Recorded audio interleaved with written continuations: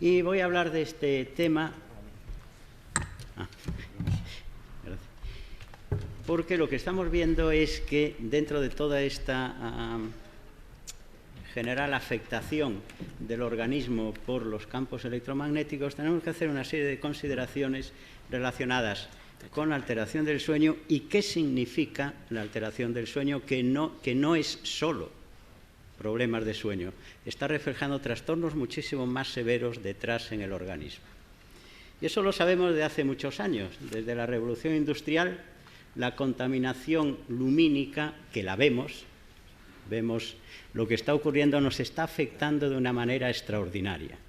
Y si bien es cierto que lo que dijo el profesor Bardasano, que o nos acostumbramos o morimos, hay un camino intermedio, y es que enfermamos de manera crónica. Porque, o desgraciada o afortunadamente, cuando empieza la medicina a funcionar, la evolución filogenética como tal del ser humano se para. Entonces somos capaces de curar enfermedades que de otra manera esos enfermos desaparecerían del mapa, no se reproducirían, no transmitirían otras enfermedades, y eso es selección animal pura y dura.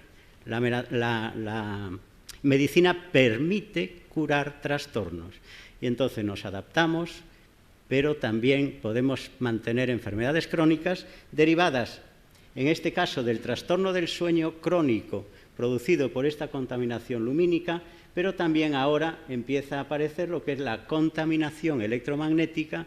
Todo ello se suma para dar lugar al trastorno de una estructura central en el organismo que se llama reloj biológico central, que es ya algo más que conocemos, que no es esa entelequia filosófica o metafísica que aparecía ya en la medicina hindú de hace muchos años, sino que es una estructura que conocemos, es un reloj molecular, que hay que darle cuerda todos los días, porque no tiene pilas.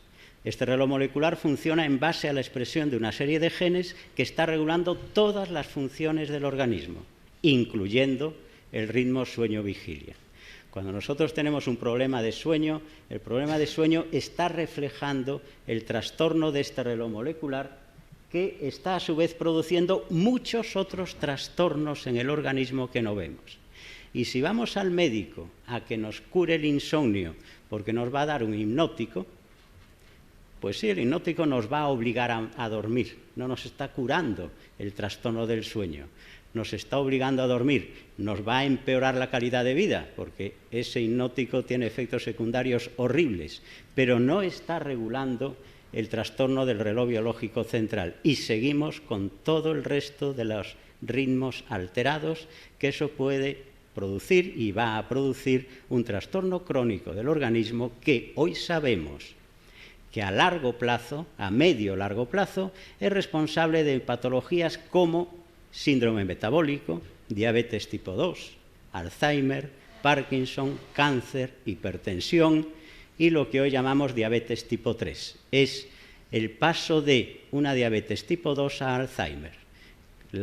El aumento enorme de diabetes tipo 2 que existe hoy en día en el mundo va a dar lugar a un aumento impresionante de Alzheimer dentro de 20-30 años, porque los mecanismos moleculares que están intentando ponerse en marcha en la diabetes tipo 2 son los que van a desencadenar la aparición de Alzheimer después. Así que todos estos trastornos tienen unas consideraciones muy severas para el organismo y no es solo el trastorno del sueño. Pero el trastorno del sueño se acompaña de alteraciones de una señal que nosotros podemos medir fácilmente y que es los niveles de melatonina. La melatonina es una hormona que se produce por la noche, tiene unos niveles bajitos por el día, está regulada por ese reloj biológico central, pero si damos pulsos de luz de más o menos intensidad, vemos cómo este pico nocturno de melatonina cae. La luz frena la producción de melatonina, por eso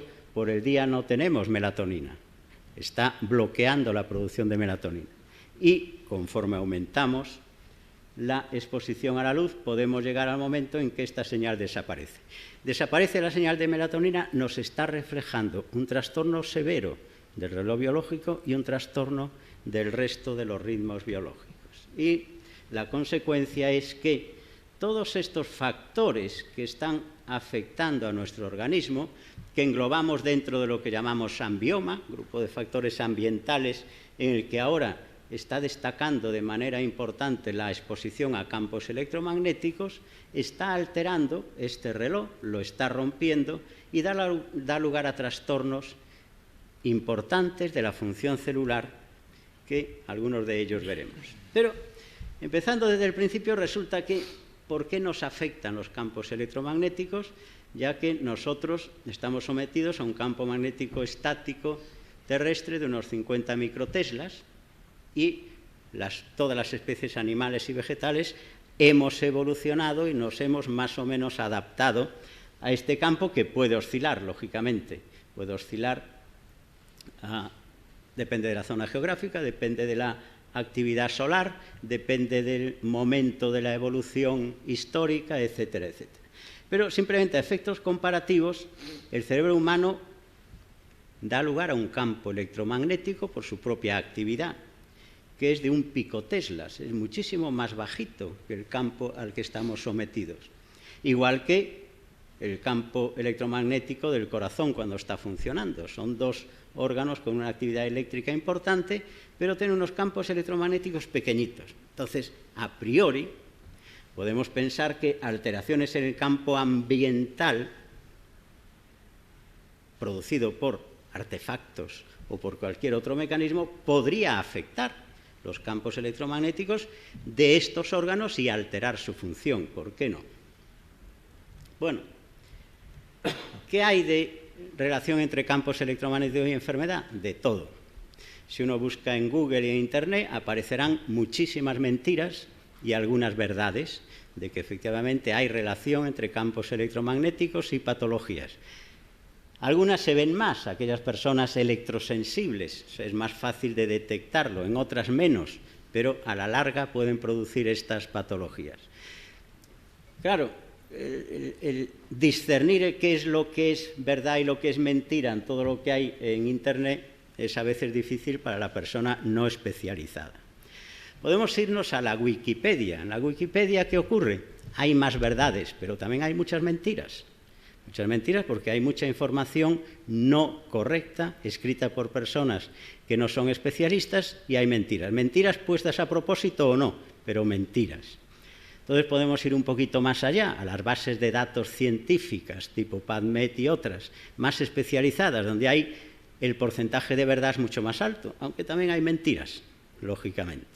Pero entonces el problema es encontrar la información cierta de todo esto que estamos hablando.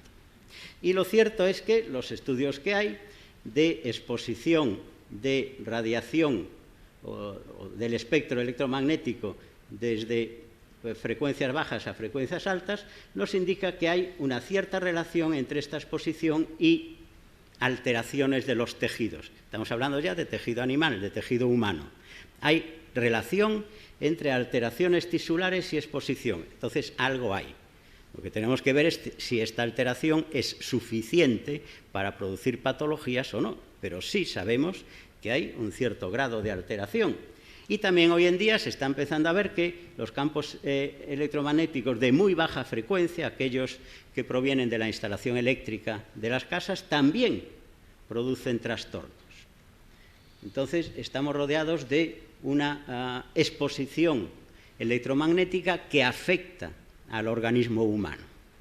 Afecta al organismo animal en general, al organismo vegetal también, pero estamos hablando de organismo humano. Y todo esto es lo que nosotros tenemos que ver si es suficientemente grave para que a medio plazo pueda provocar patologías severas y no sea solamente la exposición aguda, o realmente es algo que pues puede ser más o menos banal. Bueno, la referencia mundial sobre la investigación del cáncer señala que, a base de una serie de estudios anteriores, que a partir de una exposición de 0,4 microteslas, el riesgo de leucemia infantil en la población afectada se duplica. Bueno, 0,4 microteslas es bajito, es una exposición bajita. Pero estudios bien controlados a 1 microteslas indican la afectación importante de nuestro sistema inmunitario, con alteración de las inmunoglobulinas, que son aquellas moléculas que están poniendo en marcha el organismo para luchar frente a mecanismos de patogenicidad, y que, por tanto, hay una relación entre activación inmunitaria y exposición a campos electromagnéticos, a incluso una baja intensidad de este campo.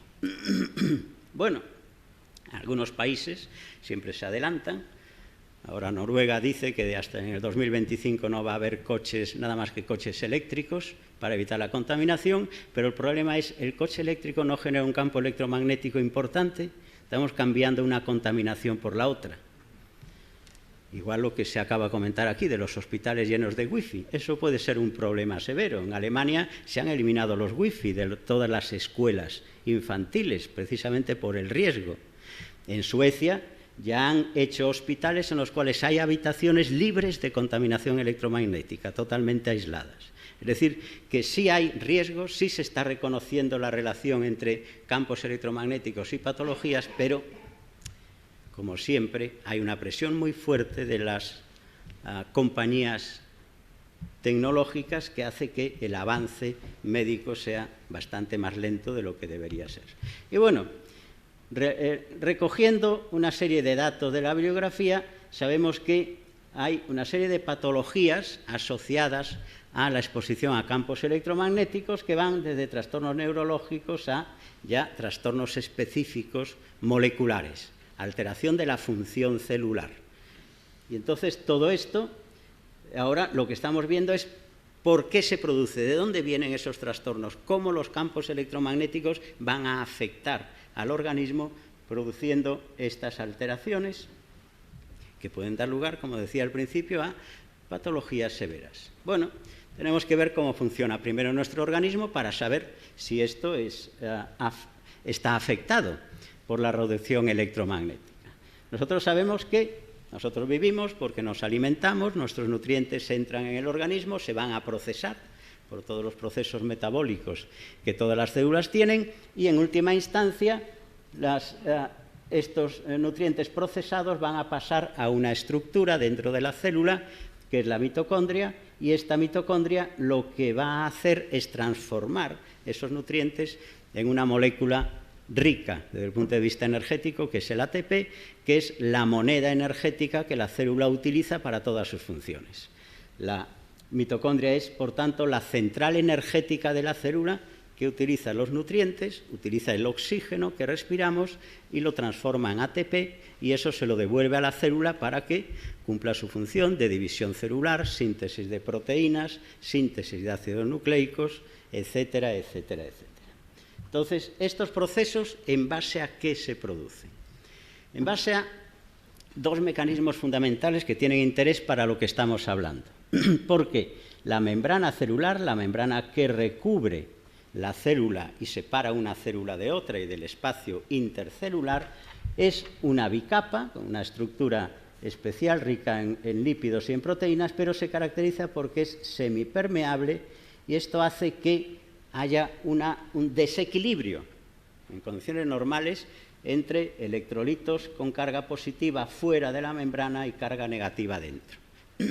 La célula en reposo, todas las células de nuestro organismo en reposo están cargadas positivamente fuera y negativamente dentro. Y esto lo podemos medir. Y podemos medir la diferencia de potencial con un voltímetro, igual que medimos la corriente que hay en casa, y nos da un valor de 70 milivoltios negativos dentro con respecto a fuera. Varía de un tejido a otro, pero menos 70 milivoltios. Lógicamente es un voltaje pequeñito y fácilmente alterable, pero en condiciones normales los mecanismos de regulación de la membrana mantienen este potencial necesario para que todos los procesos de señalización puedan permitir que esa célula desarrolle su actividad normal. Pero dentro de la célula, esta mitocondria que está aquí también tiene en su membrana interna, también tiene una diferencia de potencial con cargas positivas fuera, negativas dentro, que es de menos 220 milivoltios. Así que nuestras células, todas nuestras células, están funcionando en base a dipolos eléctricos, que en determinadas condiciones producen una corriente eléctrica. Y claro, para funcionar la mitocondria lo hace en base a través de su membrana, transportar electrones. Transporta electrones a través de la membrana y por unos procesos electroquímicos eso hace que el oxígeno se transforme en agua y se produzca la generación de esa molécula de ATP que antes decía. Son mecanismos muy exquisitos, muy bien controlados dentro de la mitocondria. La mitocondria está a su vez protegida por toda la célula, pero que son corrientes eléctricas las que están generando porque se están transportando electrones a lo largo de esta membrana para generar un potencial o gradiente electroquímico, un potencial eléctrico y un potencial químico también necesario para que al final se produzca ATP. Así que estamos hablando de que los mecanismos que sustentan nuestra vida son mecanismos eléctricos y que como están transmitiendo esa corriente eléctrica dan lugar o generan campos magnéticos. Así que funcionamos en base a campos electromagnéticos. Lo más típico, la transmisión del impulso nervioso. Si yo ahora estoy pensando que tengo que mover el brazo para señalar, son neuronas de mi corteza motora que están enviando impulsos eléctricos a través de todos sus axones hasta los músculos del brazo para moverlo.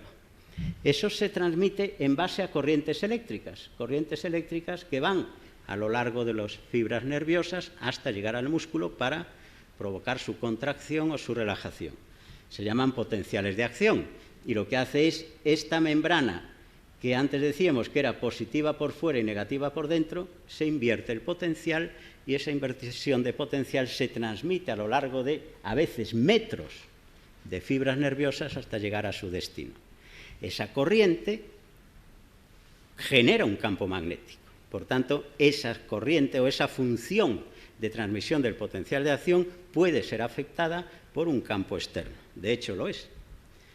El corazón funciona en base a corrientes eléctricas que se generan en un punto específico de la aurícula derecha que genera potenciales de acción para provocar estímulos que contraen el corazón de manera rítmica. El registro de esta actividad eléctrica es lo que llamamos electrocardiograma, es lo que continuamente nos hace el médico cuando vamos por problemas de este tipo. Nos registra nuestra actividad eléctrica, pero claro, como el corazón tiene esta actividad eléctrica, al transmitir esta corriente eléctrica genera campos magnéticos. Y hoy en día es fácil medir los campos electromagnéticos del corazón que nos dan un mapa más tridimensional de la función cardíaca mediante lo que se llama magnetocardiografía. Por tanto, estos campos electromagnéticos del corazón, muy bajitos, incluso 10 picoteslas, casi nada, son muy bajitos comparado con los campos electromagnéticos que generan cualquier artefacto que tenemos a nuestro alrededor. Igual que la transmisión de la actividad eléctrica en el cerebro la registramos mediante el electroencefalograma. Pero si queremos medir cuando se transmite la actividad eléctrica el campo magnético que genera, pues tenemos el magnetoencefalograma, que es otra técnica que está cada vez empezando a funcionar más como método diagnóstico de trastornos a nivel del sistema nervioso central, a nivel del cerebro. También con unas intensidades de campo magnético muy pequeñitas.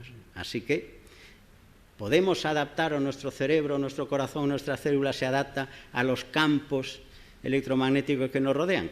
Posiblemente sí, y depende de la persona que sea más o menos sensible, no sabemos por qué una persona es más sensible y otra menos, pero incluso aquella no sensible puede estar sufriendo cambios en la función normal de sus células y de sus órganos que a medio, largo plazo genere trastornos severos.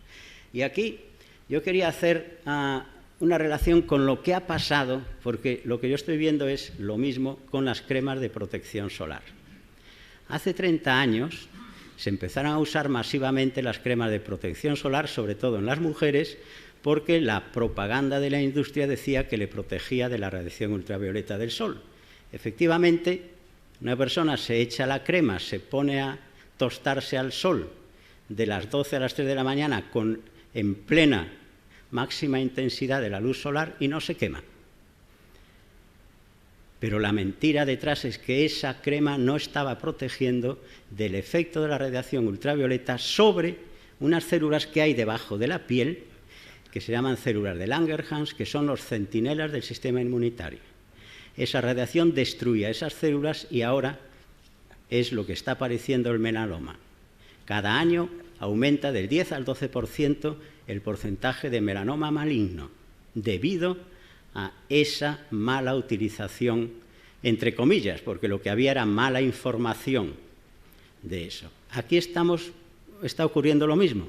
Encontramos un montón de la industria tecnológica que nos dice que los campos electromagnéticos no son malos. Yo estoy viendo a los niños de 10 o 12 años con su móvil, su iPad, su televisión en el dormitorio, su wifi en el colegio, en casa, sus DEC, teléfonos inalámbricos en casa. Ahora, dentro de 20 años, ¿qué va a pasar? Eso es lo que vamos a ver. Trastornos muchísimo más severos, y entonces es cuando habrá que tomar medidas, pero como se ha hecho con las cremas de protección solar, a la industria no la han multado por haber mentido. Y aquí ocurrirá lo mismo. Entonces, debemos de prevenir. Nosotros debemos de prevenir que todos estos procesos celulares que están sometidos crónicamente, día a día, a esta estimulación y alteración por los campos electromagnéticos de la función normal de la célula, vaya a ir terminando en estos trastornos celulares y en patologías severas. Bueno, recogiendo alguna información de manera tiempo dependiente, desde algunos estudios iniciales en el 94 por el profesor Reiter en Estados Unidos.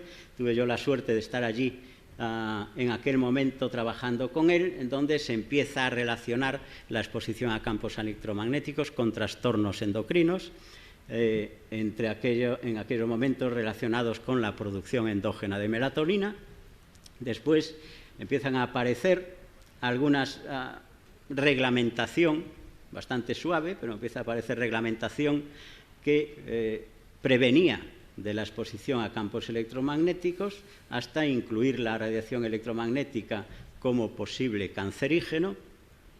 Después empiezan a seguir varios estudios de diversos grupos científicos, y quizá lo más restrictivo que existe hoy en día es el informe que hizo el Colegio de Médicos de Austria sobre la posible afectación de los campos electromagnéticos y, por tanto, cómo prevenirnos, restringiendo mucho la exposición a campos electromagnéticos, que no debería de exceder de 20 nanoteslas, muy por debajo de los 100 microteslas que recoge la legislación actual. Pero ya sabemos que la legislación siempre va de acuerdo más a la industria que al interés de la población en general. Bueno, todo esto continúa de aquí en adelante. Se están haciendo ya estudios mucho más amplios desde el punto de vista epidemiológico, recogiendo una gran cantidad de datos, y creo que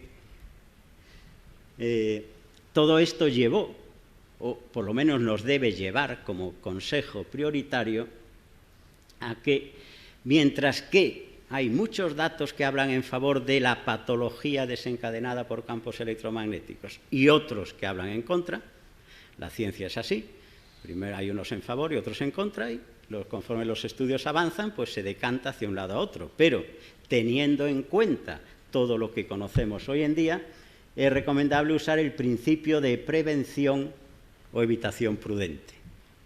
Mejor prevenir que curar, sobre todo cuando a veces curar ya no lo podemos hacer, restringiendo la exposición a estos campos electromagnéticos, a esa recomendación del Colegio de Médicos de Austria. Y se acaba de publicar un estudio interesante, que es parte de un estudio muchísimo más amplio del Programa Nacional de Toxicología de los Estados Unidos, que ha sido revisado por los NIH americanos. Se ha publicado ahora, en mayo del 2016, el resultado de una parte inicial de este estudio relacionado con la relación entre exposición en este caso a telefonía móvil específicamente, no otro tipo de radiofrecuencia, a los tumores de cabeza, de cerebro y corazón. Se está ampliando el estudio a tumores de muchos otros tipos, pero esto es lo que se ha publicado hasta ahora, y lo que consideran es que existe una relación, a lo mejor no excesivamente importante desde el punto de vista estadístico, pero sí existe esta relación entre el uso de telefonía móvil y la aparición de cáncer de cerebro y corazón. Con una limitación, estos estudios están limitados en el tiempo. Y el problema de la mayoría de los estudios que van a relacionar exposición a campo electromagnético con enfermedad son estudios agudos o normalmente de pocos meses de exposición o muchas veces un año, pero no a 5, 10, 15, 20 años, que es lo que vamos a ver de aquí adentro de esa edad, desde los niños que están expuestos a todo eso. Entonces, esa falta de estudios a largo plazo es lo que va a aumentar considerablemente estos factores estadísticos que ya existen ahora de que esta exposición electromagnética afecta a un proceso de tumorigénesis debido probablemente a esa alteración de esa estructura eléctrica de la célula que va a favorecer las mutaciones en el DNA. Bueno, y ahora vamos a ir a lo que empezaba al principio. Trastornos del sueño. Sí, lógicamente, los trastornos del sueño son frecuentísimos en la población, de todo tipo. Por supuesto, trastornos del sueño derivados de electrosensibilidad, aparte de muchas otras manifestaciones, hay un trastorno de sueño, pero trastornos de sueños derivados de la población en general que no saben por qué, y es lo que nosotros tenemos que desgranar. Y entre todas las causas que pueden producir ese trastorno del sueño, tenemos que desgranar si detrás existe un problema de electrosensibilidad subclínica que no da otras manifestaciones tan floridas como en la persona electrosensible, pero que sí está detrás de esa alteración y que se acompaña de trastornos, múltiples trastornos y alteración de muchos otros ritmos. Lo que decía al principio, el trastorno del sueño no debemos considerarlo como una patología a la que hay que curar. Tenemos que curar lo que hay detrás. Si curamos lo que detrás está alterado, se cura el trastorno del sueño. Pero si consideramos el trastorno del sueño como causa primaria o patología primaria, no estamos haciendo absolutamente nada. Entonces, esto que pongo aquí, las alteraciones del sueño van a producir muchos trastornos. Y sabemos por qué, o empezamos a saber por qué. Estos experimentos hechos en ratas es importantísimo, porque todos tenemos el conocimiento común de que el sueño sirve para reparar al organismo. ¿Pero qué repara? ¿Cómo repara? ¿Qué hace? ¿Para qué sirve? También tenemos la idea de que el sueño REM, el periodo de ensoñaciones, sirve para fijar la memoria de todo lo que hemos realizado durante el día, o aprendido o leído. Pero el sueño en sí, ¿qué hace? Pues cuando se deprivan a ratas, bueno, a las ratas se les inyectó un colorante en el cerebro, se distribuye por todo el espacio interneuronal y se analizó esa distribución en ratas a las que no se les permitía dormir y ratas que tenían su ritmo de sueño normal. Durante el sueño normal lo que se observó es que el cerebro se expande como una esponja, literalmente se expande, el espacio entre las neuronas aumenta y al aumentar ese espacio el líquido que hay en las neuronas literalmente barre todos los metabolitos producidos durante la función metabólica de las neuronas durante el día, se lo lleva a la sangre y el organismo lo elimina. La rata que no duerme no se produce esa expansión y se acumulan esos metabolitos ahí que empiezan a producir daño neuronal, que generan radicales libres, que inducen toxicidad neuronal, muerte neuronal y a medio largo plazo desencadenan problemas severos neurológicos. Así que ya empezamos a saber para qué tenemos que dormir y para qué tenemos que dormir 8 horas, entre 7 y 9 horas diarias. Si dormimos menos, se eliminan menos detritos de nuestro cerebro y condiciona trastornos importantes. Bueno, entonces, estos campos electromagnéticos, incluso aquellos de pequeña intensidad como 0,1 microteslas, que indicaban en algunos estudios que había alteraciones. Otros estudios se reían diciendo, ¿cómo 0,1 microteslas tan poquito puede alterar al organismo? Bueno, pues algunos de esos estudios sabemos que sí. Si nosotros sabemos que las aves y algunas bacterias se orientan durante las migraciones por los campos magnéticos terrestres. Y las aves tienen encima del pico una serie de partículas de magnetita que son las que permiten orientarse y detectan hasta 10 cambios en 10 nanoteslas. Un nanoteslas es la milésima parte de un microtesla, para estar en...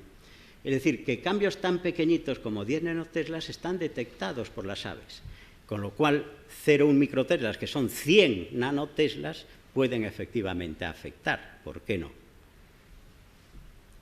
Y esto entonces es lo que nosotros estamos viendo ahora, que es mentira que nos digan es que como un campo que no llega por debajo de 100 microteslas, que es la legislación, eso no afecta. Claro que nos afecta.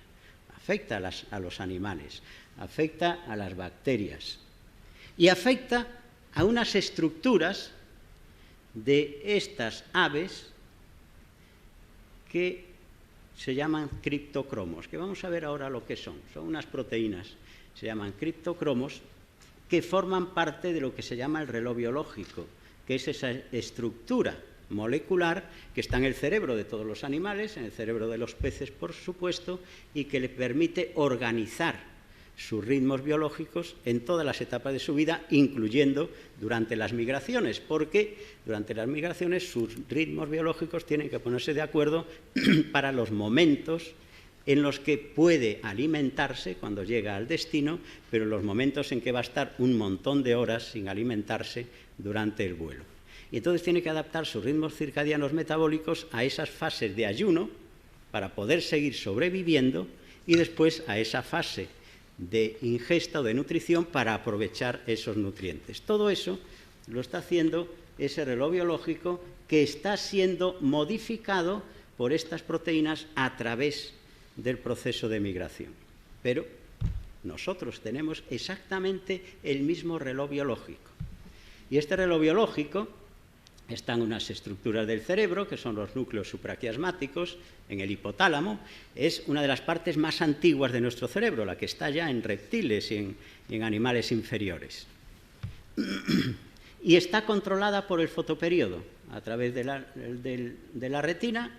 Hay unas células especiales de la retina que no envían información luminosa, visual, pero que envían información luminosa a este reloj biológico central y le dice si es de día, si es de noche, cuánta es la intensidad de luz o de oscuridad e incluso la longitud de onda a la que están siendo estimuladas esas células, de forma que el reloj biológico responde con la regulación de la expresión de una serie de genes y proteínas que bloquea la producción de melatonina por la pineal durante el día, pero durante la noche permite su aumento. Y en condiciones normales, aquí nosotros, a partir de las 8 de la tarde, que empieza a caer la intensidad de luz y el espectro empieza a pasar a naranja, anaranjado, entonces el reloj biológico central empieza a permitir que poco a poco la pineal empieza a subir. Empieza a subir la producción de melatonina, alcanzando a las 3 de la madrugada un máximo, y esa melatonina pasa a la sangre, llega a todas las células del organismo, llama a la célula y le dice que son las 3, te pongo tu reloj a 0 y tienes 24 horas para cumplir todas tus funciones, porque dentro de 24 horas a las 3 de la mañana, de la madrugada, te estoy llamando otra vez para poner a 0 el reloj. Eso es lo que decía yo antes, hay que dar cuerda a los relojes todos los días. Y como son relojes moleculares, la cuerda se la dan moléculas que caminan por el organismo. Así que el reloj biológico central está regulando todos los ritmos circadianos del organismo. El organismo es un ritmo circadiano completo. Y la melatonina lo que hace es sincronizar todos esos ritmos para que funcionen de manera adecuada.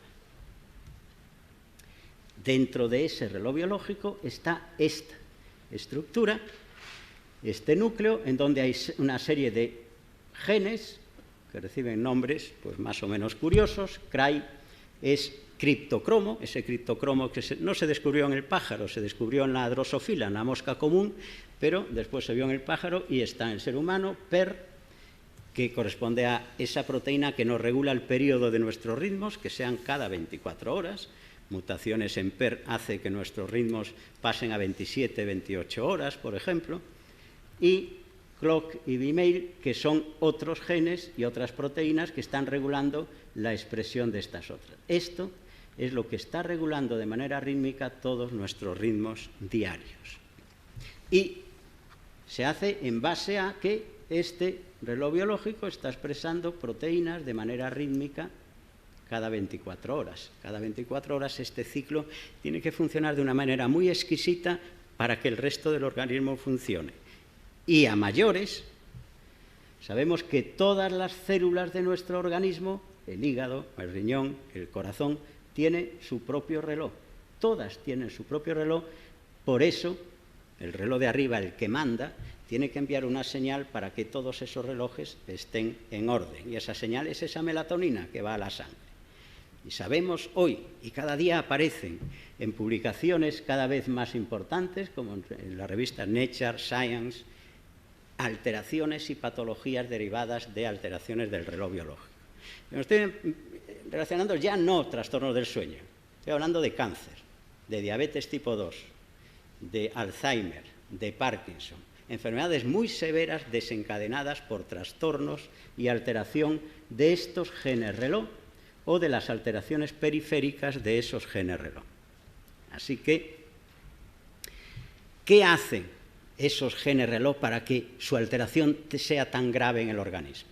Pues 2 o 3 cosas fundamentales. Bueno, por supuesto, regular todos los ritmos, pero es que regular los ritmos de las células implica regular las funciones de esas células.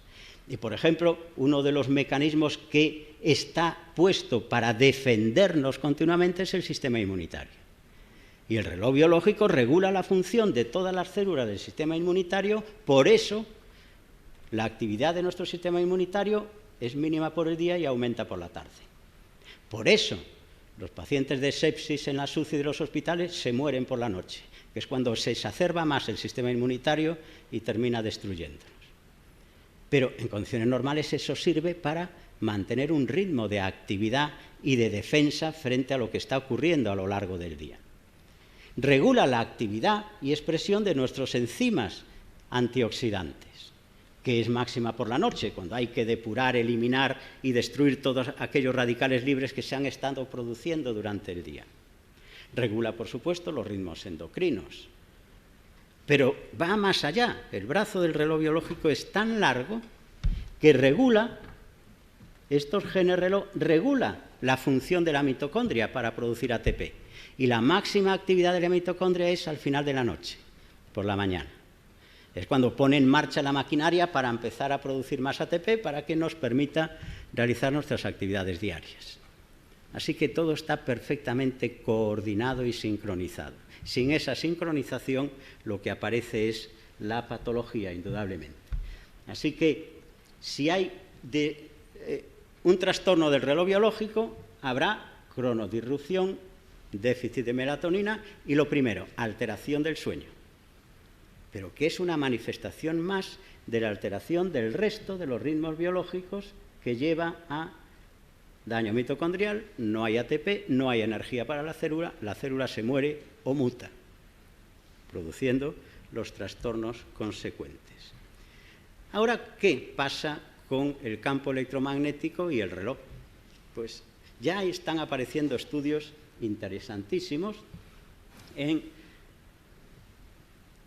organismos animales invertebrados como la mosca común, la drosófila, en líneas celulares humanas, en animales, en pequeños mamíferos, en donde mediante artilugios muy curiosos, en donde permiten la exposición a campos electromagnéticos, por ejemplo, en el caso de las moscas, en donde las moscas se ponen unos tubitos para que tienen que ascender en contra de la gravedad y lo que se detecta es la capacidad de ir en contra de la gravedad de estas moscas cuando se exponen a campos electromagnéticos.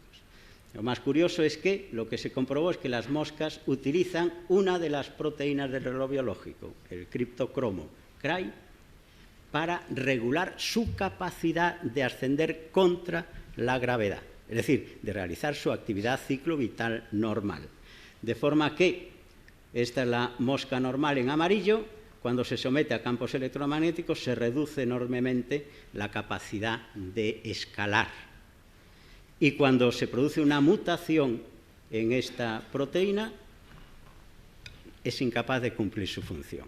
El campo electromagnético en un animal tan pequeño, aunque sea aquí 500 militeslas, en un animal tan pequeño es capaz de trastornar su reloj biológico, que está muy bien estudiado también en la mosca, de forma que altera su función de una manera extraordinariamente importante.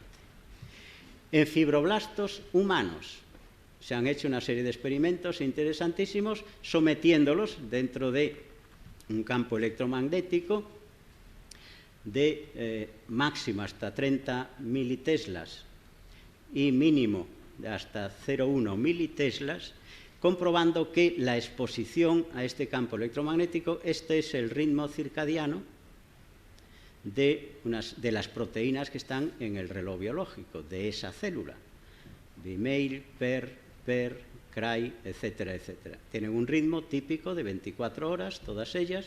Cuando se exponen al campo electromagnético, el ritmo desaparece, completamente desaparece, y la función metabólica de la célula se altera significativamente. Bueno, en animales, en ratones, se ha hecho lo mismo y ocurre de manera similar. Y en paralelo a esa alteración del reloj biológico se produce una alteración, depende de la especie animal, en los enzimas que producen melatonina. Se produce alteración en la producción de melatonina como manifestación de alteración del reloj biológico. Se produce alteración en la producción de melatonina en recién nacidos que están en incubadora, los prematuros. Las incubadoras generan campos electromagnéticos importantes. Se produce una inhibición de la producción de melatonina, aunque el recién nacido produce muy poquita melatonina y no la produce de manera rítmica, porque su reloj biológico no está funcionando bien todavía, pero sí hay un freno todavía mayor de cuando se exponen a esos campos.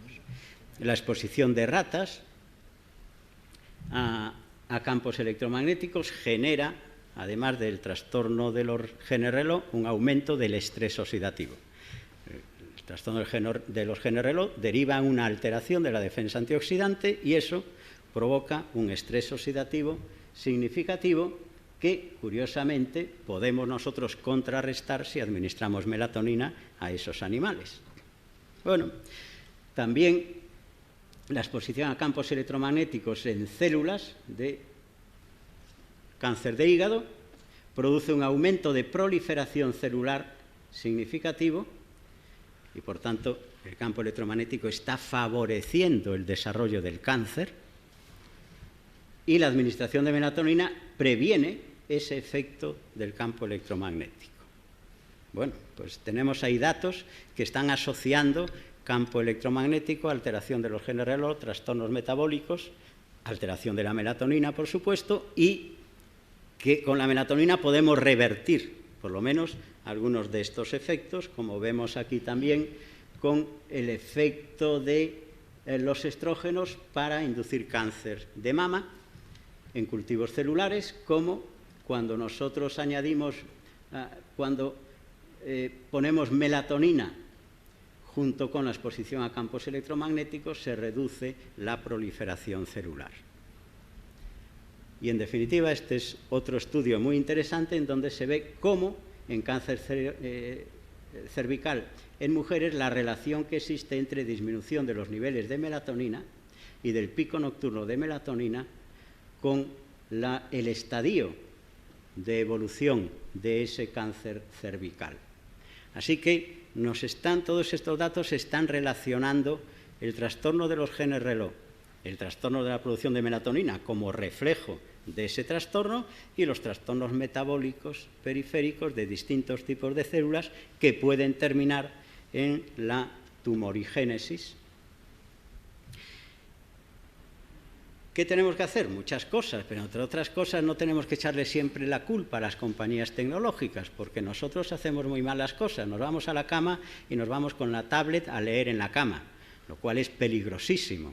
En el dormitorio tenemos televisión o tenemos equipo de radio, tenemos los relojes digitales que nos están emitiendo luz por la noche, que esa lucecita nos está bloqueando la producción de melatonina.